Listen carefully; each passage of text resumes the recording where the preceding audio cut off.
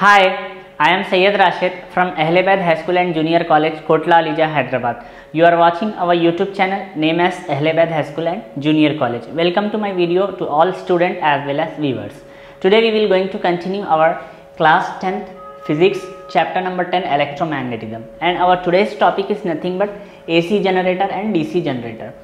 All the viewers and students, can you think about how the electricity is coming in our houses or schools and how electricity is produced? We know the application of electricity, that electricity can use in many devices to run like TV, computer, like LEDs as well as refrigerator, etc. But we need to think something about how this electricity generated and how this electricity supply. So we will going to discuss how electricity produces in this topic. Later on I will tell you how we can supply. Okay, now first we will going to discuss about AC generator. AC generator is nothing but alternate current. Okay, here AC is nothing but alternate current. Now I am placing some theory part as well as diagram on your screen. After that I will explain. First I will read and show you how this produce, that is how electricity is produced. Electric generator and alternating direct current. What happens when a coil is continuously rotated in a uniform magnetic field? Does it help us to generate electric current? Let us see. Consider a rectangular coil. Let it be held between poles of the curved shape permanent magnet as shown in the figure 17a. As the coil rotates, the magnetic flux passing through the coil changes according to the law of electromagnetic induction and induced current is generated in the coil. Is the direction of the current induced in the coil constant? Does it change? Now look at the board. देखिए अब हम दो magnets ले रहे हैं और दो magnets क्या रहेंगे, परमानेंट मैग्नेट रहेंगे. उन लोगों का शेप कुछ इस तरीके से रहता है जैसा मैं आपको ड्रॉ करके बता रहा हूँ. ठीक है, एक नॉर्थ पोल रहेगा, एक साउथ पोल रहेगा. इन दोनों के बीच में हम क्या करेंगे, एक कॉइल को इंसर्ट कर देंगे, यानी कि कॉइल को रखेंगे. तो ये कॉइल से हम कनेक्ट करेंगे दो रिंग्स, एक दो. ठीक है, फिर ये रिंग जाके कनेक्ट होगा ब्रशेस पे कार्बन के, फिर ये ब्रशेस कनेक्ट होंगे जो भी आपका इलेक्ट्रिक इक्विपमेंट पे. नाउ अभी हम थोड़ा सा आगे पढ़ेंगे इसके बारे में. तो कुछ इस तरीके से इसका सेटअप रहेगा. तो अब यहाँ पे हमको ये होना है कि अगर मैं दो मैग्नेटों के बीच में, और वो मैग्नेट्स क्या होने चाहिए, परमानेंट मैग्नेट्स होने चाहिए. रख के इसको गोल गोल गोल गोल गोल घुमाया तो according to the law of electromagnetic induction induce current generate, यानी कि करंट क्या है, जनरेट होता. नाउ ये जो मैं डायग्राम आपको रफली बोर्ड पे डाला हूँ, ये फेयर डायग्राम आपको अभी मैं स्क्रीन पे लगाया था उसका थ्योरी पार्ट रीड करते समय. तो मेक श्योर आपको वो डायग्राम उतारना है कम से कम 2 to 3 टाइम्स, प्रैक्टिस करनी है अच्छे से. वो डायग्राम भी हम समझेंगे, डोंट वरी, अभी हम समझेंगे वो भी. Okay, consider initially the coil positioned in such a way that magnetic flux pass through it when the coil is at rest in vertical position with side A of the coil at top position and side B at bottom position. No current will be induced in it. Thus current in a coil is 0 at this position. When the coil is rotated in clockwise direction, current will be induced in it and it flows from A to B. During the first quarter of rotation, the current increases from 0 to maximum and reaches peak value when the coil is rotate horizontal position. As usual हम suppose कर लेंगे इसको A, B, C and D. ठीक है, as diagram में यहाँ पे A यहाँ पे B दिया, डोंट कंफ्यूज. जब वो रोटेट होते रहता तो उसका डायरेक्शन चेंज होते रहता. तो सब में पहले हम कॉइल को सपोज कर लेंगे उसका पोजीशन कैसा है कि मैग्नेटिक फ्लक्स उसके अंदर वर्टिकल पोजीशन से A से दाखिल हो रहा और B की तरफ से वो क्या हो रहा, बॉटम की साइड रह रहा. तो करंट उसके अंदर जनरेट नहीं होता. जैसा कि कुछ इस तरीके से उसका डायरेक्शन हम मान सकते हैं. लुक एट दिस, कुछ इस तरीके से उसका डायरेक्शन रहेगा. ये A हो जाएगा, ये B हो जाएगा. तो मैग्नेटिक फ्लक्स कुछ इस तरीके से इसके अंदर इंटर्ड होगा, ओके, दाखिल होगा. तो इस पोजीशन पे क्या है, A क्या है, यहाँ पे A पे से जा रहा है वो B की तरफ से ए उसका हमारा अपर पार्ट कंसीडर होगा, बी उसका बॉटम पार्ट कंसीडर हो जाएगा। तो यहाँ पे करंट 0 हो जाएगा। लेकिन जैसा ही ये कॉइल फिर थोड़ा सा क्लॉकवाइज ऐसा क्लॉकवाइज डायरेक्शन में घूमने लगेगा, तो जो करंट है वो फ्लो होता ए से बी की तरफ, यानी ए से बी की तरफ फ्लो होता। और यहाँ पे फर्स्ट क्वार्टर जब उन्हें घूमता थोड़ा सा बहुत हाई हो जाता करंट, यानी मैक्सिमम पे जाता, फिर उन्हें अपने मैक्सिमम वैल्यू को रीच कर लेता। रीच करने के बाद फिर उन्हें वापस हॉरिजॉन्टल पोजीशन पे आ जाता। नाउ इसके बाद मैं और एक आपको डायग्रामेटिकल लगाऊंगा थ्योरी के साथ, वो भी आपको देखना है स्क्रीन पे, फिर आपको अच्छा और समझ में आएगा। Okay, if we continue the rotation of coil, current decreases during the second quarter of the rotation and once again become 0 when coil comes to vertical position with side B at the top A at the bottom position during the second part of the rotation, current generated follows the same path as that in the first half expected, that the direction of the current is reverse. See figure 17b. Can you guess the reason for the variation of current from 0 to maximum and vice versa during the rotation of the coil? Can we make use of this current? If so, how? तो देखिए अभी आपके screen पे जो लगे हुआ है diagram, इसके अंदर देखिए कॉइल के आपको 6 डिफरेंट पोजीशंस है। पहले पोजीशन में ए बी है, सेकंड पे भी ए बी है, थर्ड पे भी ए बी है, फोर्थ पे ए बी है, फिफ्थ पे ए बी, सिक्स्थ पे भी ए बी। आप यहाँ पे गौर कर सकते हैं जो उसका फर्स्ट पोजीशन और फिफ्थ पोजीशन है कॉइल का सिमिलर है, वेराज उसका सेकंड पोजीशन और सिक्स्थ पोजीशन भी सिमिलर है कॉइल का। तो यहाँ पे बोलना ये चाह रहा हूँ, जब रोटेट होते रहता कॉइल कंटिन्यू, तो उसका डायरेक्शन कंटिन्यूसली चेंज होते रहता। और पहले उसमें करंट फर्स्ट हाफ में क्या होता है, स्टार्टिंग में 0 रहेगा करंट, फिर मैक्सिमम पे आ जाएगा, फिर मैक्सिमम से 0 पे आ जाएगा, 0 से फिर मैक्सिमम पे आ जाएगा। लेकिन जब उन्हें सेकेंड हाफ में रहता, सेकेंड टाइम रोटेट होने लगता, तो उसका जो डायरेक्शन चेंज होगा, करंट तो अपनी जगह पे प्रोड्यूस होगा, फ्लो होगा, लेकिन उसका जो डायरेक्शन है वो चेंज हो जाएगा। जैसा आप डायग्राम में भी देख सकते हैं, ग्राफ जैसा भी आपको शो करके बताया, जहाँ पे आपको एक्स एक्सिस पे आपको वंस कंप्लीट साइकिल बताई गई, वाई एक्सिस पे जो ईएमएफ जनरेट हो रहा कॉइल के अंदर वो बताया गया। उस तरीके से आप पूरा ये डायग्राम से भी देख सकते हैं। पहले 0 ईएमएफ कॉइल है वर्टिकली, फिर इसके बाद मैक्सिमम ईएमएफ कॉइल हॉरिजॉन्टली है, फिर 0 ईएमएफ है, फिर मैक्सिमम रिवर्स्ड ईएमएफ है, फिर आगे आपको 0 ईएमएफ। इस तरीके से आपको रोटेशन हो रहा है। आप समझ सकते हैं, जैसा कि आपको डायग्राम में ऑलरेडी बता दिया गया है। तो अब यहाँ पे एक सवाल, now a question is raise from here. Question ये है कि अगर हम ये जो करंट जनरेट कर रहे हैं, तो क्या ये करंट का इस्तेमाल कर सकते क्या हम? तो देखिए, जैसा कि आपको 17A एक डायग्राम था, कुछ इस तरीके से था, जो रफ मैंने यहाँ पे उतारा। 17A डायग्राम में आपको कुछ पार्ट्स के बारे में बताया था, तो वो पार्ट्स यहाँ पे एक्सप्लेन किए जा रहे कि जैसा कि उसके एंड्स ऑफ दी कॉइल क्या है, स्लीव रिंग्स, ये जो रेड कलर के हैं गोल गोल, ये स्लीव रिंग्स है। फिर उसके बाद ये ब्रश है। वहाँ पे डायग्राम में शायद आपको स्लीव रिंग कुछ इस तरीके से बताए होंगे। वो यहाँ पे स्लीव रिंग्स का हमको कन्फ्यूज़न नहीं होना है, आप कैसा भी यानी कि ड्रॉ कर सकते हो।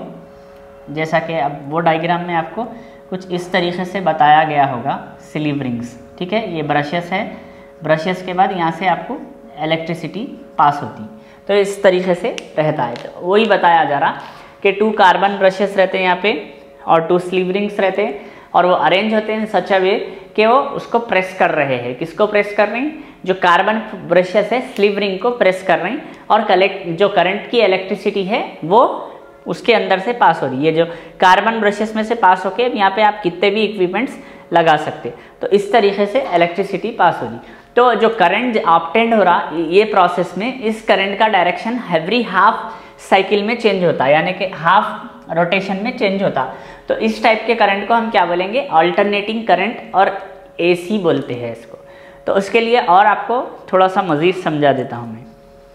The direction of the charge flow reverse periodically, so AC possess certain frequency. The generator that we discuss here is AC generator. How can we get DC current using a generator? अभी जो मैं आपको बोला था वही चीज़ AC generator का है। तो अब हमको AC नहीं चाहिए, अल्टरनेटिव करंट नहीं चाहिए, डायरेक्ट करंट होना है, तो हम कैसा कर सकते?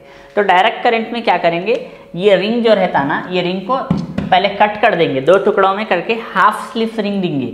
यहाँ से रहेगा, ये पूरा थोड़ा सा कट रहेगा, फिर सेम यहाँ से कार्बन ब्रशेस रहते, फिर इलेक्ट्रिसिटी अप्लाई होती, तो ये आपको हो जाएगा डायरेक्ट करंट। तो सिमिलर है ये डायरेक्ट करंट का, बस उतना ही डिफरेंस है एसी में और डीसी में। लेकिन कुछ थ्योरी पार्ट है इसका, मैं पढ़ देता हूँ आपको समझाने के लिए। What changes do we need to make in the AC generator to be converted into DC generator, let us find out. जैसा कि हमको क्या चेंजेस करना था एसी से डीसी में करने के लिए, वो तो मैं आपको बता दिया हूँ। अभी मैं क्या करूँगा, डीसी जनरेटर का डायग्राम आपके स्क्रीन पे लगाऊंगा, तो आप डायग्राम देख लीजिए, इस पर काम करिए, और थोड़ा सा थ्योरी पार्ट है उसका वो भी आपके स्क्रीन पे लगा देता हूँ।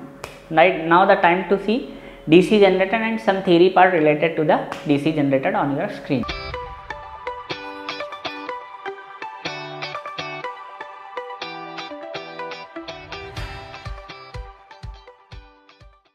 Hope you have saw the DC generator and theory part related to it.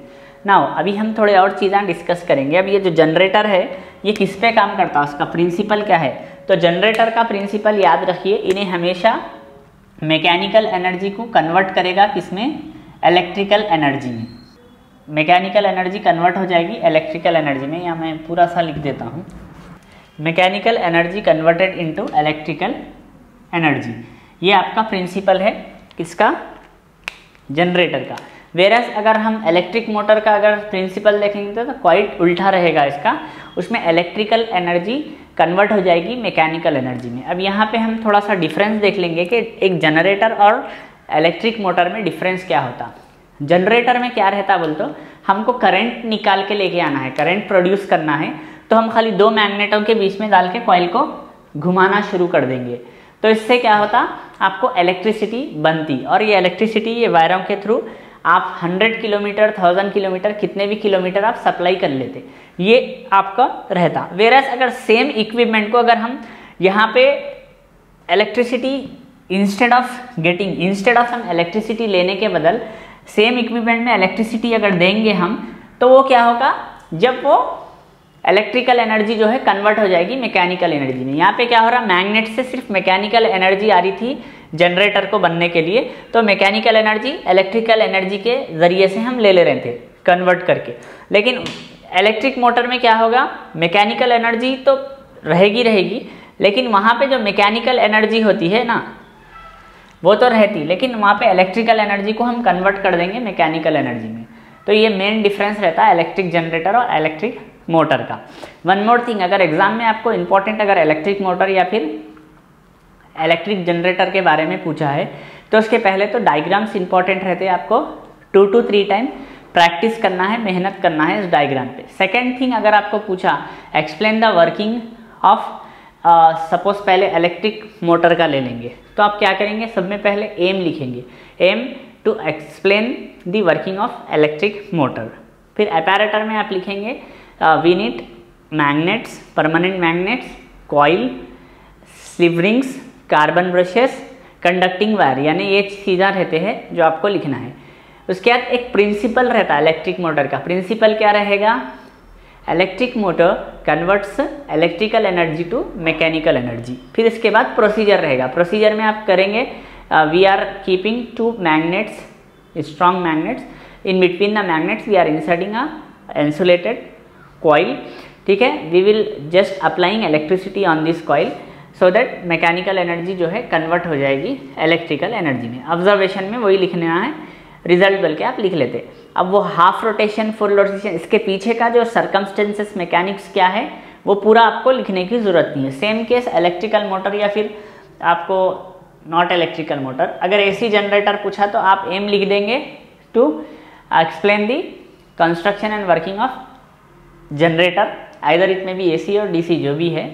उसके बाद अपैरेटर्स में आप लिखेंगे it's permanent 2 magnets, coil, slip ring, brush, conducting wires.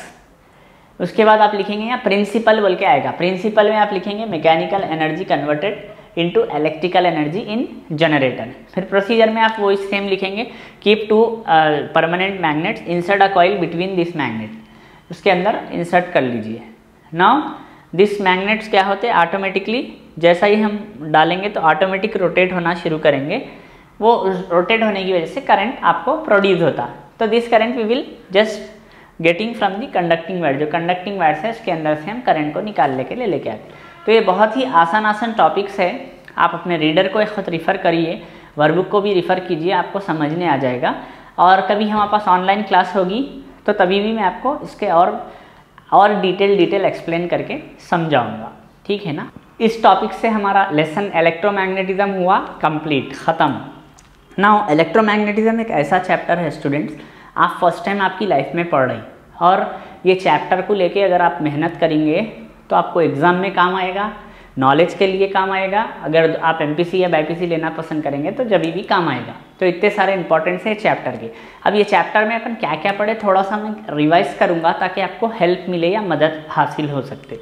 तो सब में पहले देखिए स्टूडेंट, हमने चैप्टर की शुरुआत की थी एक एक्सपेरिमेंट से जिसका नाम था ओयस्टर एक्सपेरिमेंट नाम था। तो ये ओयस्टर एक्सपेरिमेंट में क्या था, इनका मेन जो मकसद था ओयस्टर का, उन्होंने ये बताना चाह रहे थे where there is an electricity, जहाँ पे भी इलेक्ट्रिसिटी होता है ना, करंट के अंदर जो इलेक्ट्रिक बहता है तो वहाँ पे मैग्नेटिज्म प्रोड्यूस होता, यानी कि एक वीक मैग्नेटिक फील्ड प्रोड्यूस होती है, ये साबित करेंगे।